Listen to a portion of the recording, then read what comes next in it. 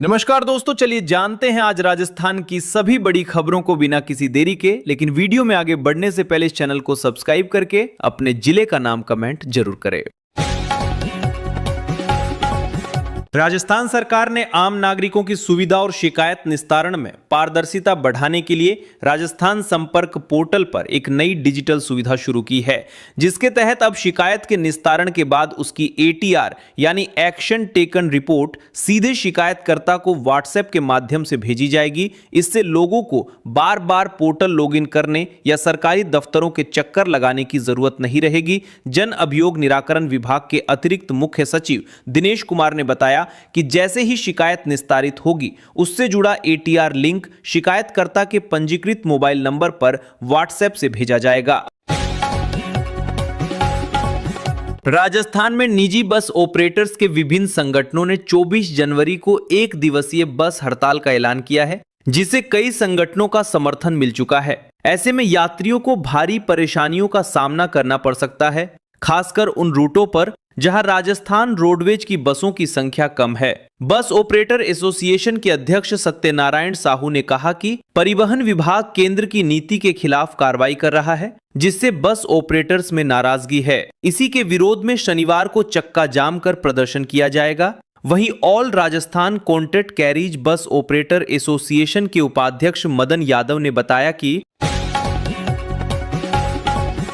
राजस्थान में भर्ती परीक्षाओं की पारदर्शिता बढ़ाने के लिए राजस्थान कर्मचारी चयन बोर्ड ने बड़ा फैसला लिया है, जिसके तहत अब भर्ती परीक्षाओं की OMR शीट को ऑनलाइन अपलोड किया जाएगा। बोर्ड के अध्यक्ष आलोक राज ने बताया कि चयन प्रक्रिया को अधिक निष्पक्ष और पारदर्शी बनाने के उद्देश्य से यह निर्णय लिया गया है। इस नई व्यवस्था की शुरुआत चपरासी भर्ती परीक्षा से की जाएगी। गौरतलब है कि हाल ही में OMR शीट घोटाले के आरोप सामने आए थे, जिसमें बोर्ड के अफसरों और एक निजी फर्म के कर्मचारियों पर पैसे लेकर नंबर बढ़ाने का आरोप लगा था। इस मामले के बाद अभ्यर्थियों की ओर से कई शिकायतें मिली थीं। बसंत पंचमी और नेताजी सुभाष चंद्र बोस की जयंती के मौके पर राजस्थान सरकार ने प्रदेश के विद्यार्थियों को बड़ी सौगात दी है। जयपुर के राजस्थान विश्वविद्यालय कॉमर्स कॉलेज में आयोजित कार्यक्रम में मुख्यमंत्री ने सरस्वती वंदन के साथ युवा संवाद और मेगा अभिभावक शिक्षक बैठक में भाग लिया। इस दौरान विद्यार्थियों और अभिभावकों से सीधा संवाद किया गया। कार्यक्रम में छात्रों के लिए 1000 करोड़ रुपए से अधिक की योजनाओं का शुभारंभ किया गया, जिसमें 3.34 लाख विद्यार्थियों को निःशुल्क साइकिलें, 4.40 लाख छात्रों को 53 करोड़ रुपए के ट्रांसपोर्ट वाउचर और 3 लाख छात्राओं को 126 करोड़ रुपए ट्रांसफर किए। देश की जनगणना 2027 को लेकर केंद्र सरकार ने पहला बड़ा कदम उठा लिया है। गृह मंत्रालय के तहत भारत के महारजिस्ट्रार और जनगणना आयुक्त ने जनगणना के पहले चरण की अधिसूचना जारी कर दी है। पहले चरण में मकान सूचीकरण और मकानों की गणना की जाएगी, जिसके लिए एक आधिकारिक प्रश्नावली जारी की गई है। ये जनगणना कई मायनों में ऐतिहासिक होगी, क्योंकि ये देश की पहली पूरी तरह डिजिटल जनगणना होगी। इस बार मकान सूचीकरण के दौरान लोगों से 33 सवाल पूछे जाएंगे, जिनमें घर की छत, दीवार, फर्श की सामग्री से लेकर परिवार में उपयोग होने वाले अनाज तक की विस्तृत जानकारी ली जाएगी। सुप्रीम कोर्ट ने राजस्थान एंटी करप्शन ब्यूरो को केंद्रीय सरकार के कर्मचारियों के खिलाफ भ्रष्टाचार मामलों की जांच करने का अधिकार देते हुए 2 विशेष अनुमति याचिकाएं खारिज कर दी। न्यायमूर्ति JB पारडीवाला और न्यायमूर्ति सतीश चंद्र शर्मा की पीठ ने साफ किया कि इसके लिए CBI की पूर्व अनुमति जरूरी नहीं है। अनिल दायमा बनाम राज्य राजस्थान मामले में यह फैसला आया, जहां वरिष्ठ अधिवक्ता अशोक गौड़ ने याचिकाकर्ताओं और अतिरिक्त महाधिवक्ता शिव मंगल शर्मा ने राज्य सरकार की ओर से पक्ष रखा। गौरतलब है कि केंद्रीय कर्मचारियों ने ACB के अधिकार क्षेत्र को चुनौती दी थी, जिसे कोर्ट ने अस्वीकार कर दिया। प्रधानमंत्री नरेंद्र मोदी ने तमिलनाडु के चंगलपट्टू में जनसभा को संबोधित करते हुए कहा कि राज्य की जनता DMK के कुशासन से मुक्ति चाहती है और अब बदलाव तय है। पीएम ने कहा कि डीएमके सरकार का डेमोक्रेसी और अकाउंटेबिलिटी से कोई लेना देना नहीं है और यह सरकार सिर्फ परिवारवाद की राजनीति कर रही है।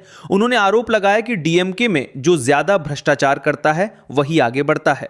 पीएम मोदी ने कहा कि बीते 11 वर्षों में एनडीए सरकार ने तमिलनाडु को 3 लाख करोड़ रुपए दिए, जो कांग्रेस शासन के मुकाबले करीब 3 गुना है। उन्होंने भरोसा दिलाया कि केंद्र सरकार राज्य के विकास के लिए पूरी ताकत से काम करती रहेगी।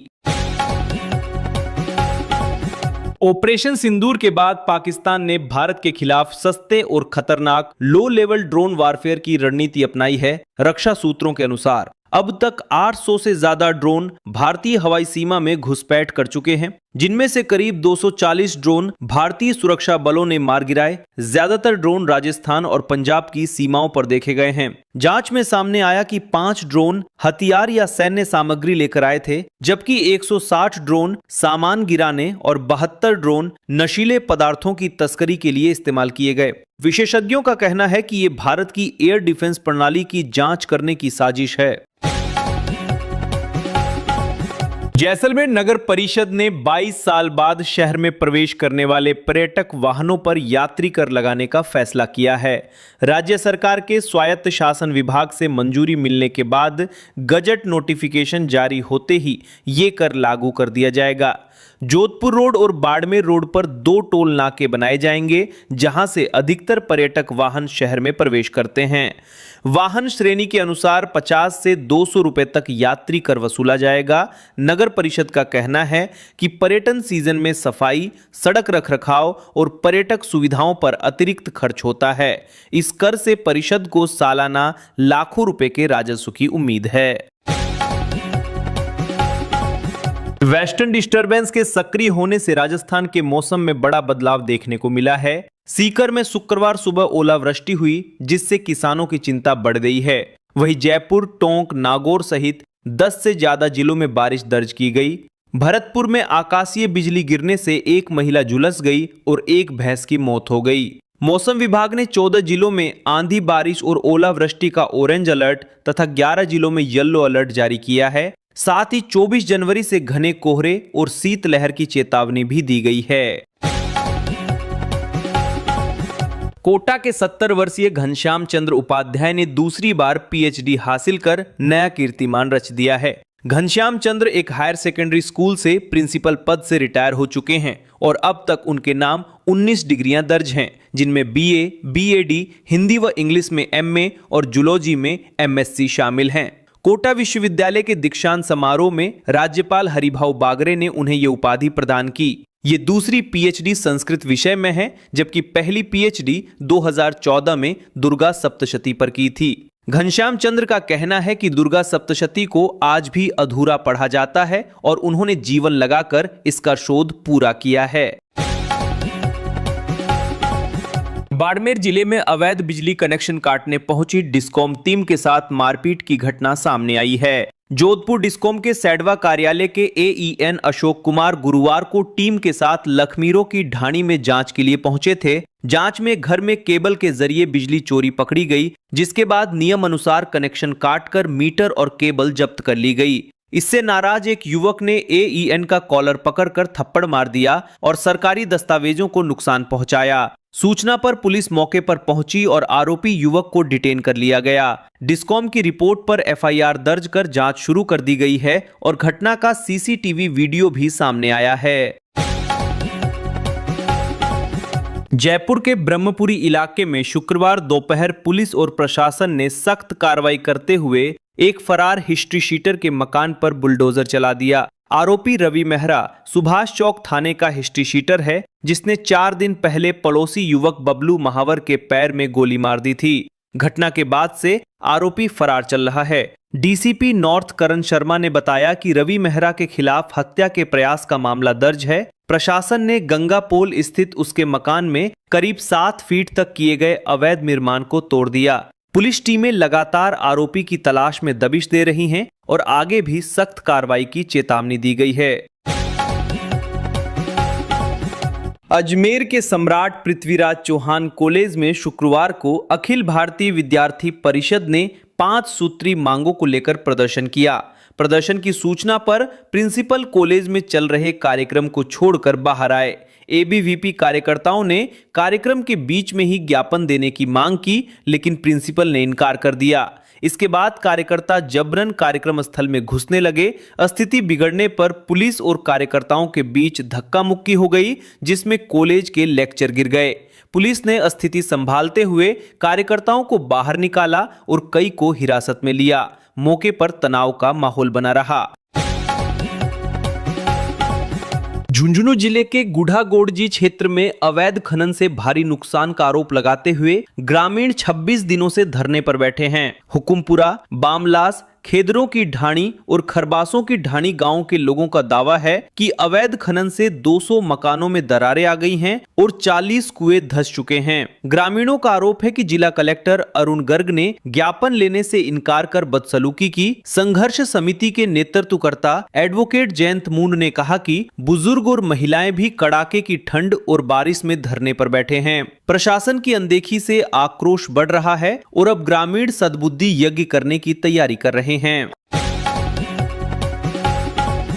बसंत पंचमी और नेताजी सुभाष चंद्र बोस की जयंती पर मुख्यमंत्री भजनलाल शर्मा ने प्रदेश की छात्राओं को बड़ी सौगात दी। गार्गी पुरस्कार योजना के तहत 127 करोड़ रुपए की राशि बालिकाओं के खातों में ट्रांसफर की गई और राज्य भर की 3,34,000 छात्राओं को फ्री साइकिल वितरित की गई। मुख्य समारोह जयपुर में हुआ, जबकि जालोर में राजेंद्र नगर स्थित जालोर क्लब में जिला स्तरीय कार्यक्रम आयोजित किया गया। मुख्यमंत्री ने वीसी के माध्यम से संबोधित किया। जालोर जिले की करीब 250 बालिकाओं को साइकिल दी गई, जिससे उनके चेहरे खुशी से खिल उठे। बालिकाओं ने कहा कि अब स्कूल आने जाने में समय की बचत होगी। राजस्थान में एसडीओ सहित अन्य राजस्व न्यायालयों में ऑनलाइन मुकदमे पेश करने की प्रक्रिया के विरोध में आंदोलन लगातार तेज होता जा रहा है। शुक्रवार को राजस्व मंडल, राजस्व बार एसोसिएशन से जुड़े वकीलों ने अजमेर में रैली निकालकर जिला कलेक्ट्रेट पर जोरदार प्रदर्शन किया और जिला कलेक्टर लोक बंधु को मुख्यमंत्री भजनलाल शर्मा के नाम ज्ञापन सौंपा। वकीलों ने मांग की कि 12 जनवरी 2026 को लिया गया ऑनलाइन वाद प्रस्तुत करने का निर्णय तुरंत वापस लिया जाए और पहले की तरह ऑफलाइन व्यवस्था लागू की जाए। कोटा रेलवे स्टेशन के प्लेटफॉर्म नंबर 1 पर गुरुवार को मंडल वाणिज्य प्रबंधक किशोर पटेल ने बांद्रा बरौली अवध एक्सप्रेस की पेंट्री कार पर छापामार कार्रवाई की। जांच के दौरान बड़ी मात्रा में सड़े हुए आलू और अंडे बरामद हुए। इसके अलावा घटिया गुणवत्ता का पोहा, दाल और छोले की सब्जी भी मिली। सभी खराब खाद्य सामग्री को मौके पर ही नष्ट करवाया गया। वहीं खराब कच्ची सामग्री को जब्त कर पार्सल कार्यालय में जमा कराया गया। निरीक्षण के दौरान पेंट्री कार में जगह जगह गंदगी भी पाई गई, जिस पर पटेल ने ठेकेदार और पेंट्री कार मैनेजर को कड़ी चेतावनी दी और भविष्य में ऐसी लापरवाही न दोहराने के निर्देश देते हुए सख्त पेनल्टी लगाने के आदेश जारी किए।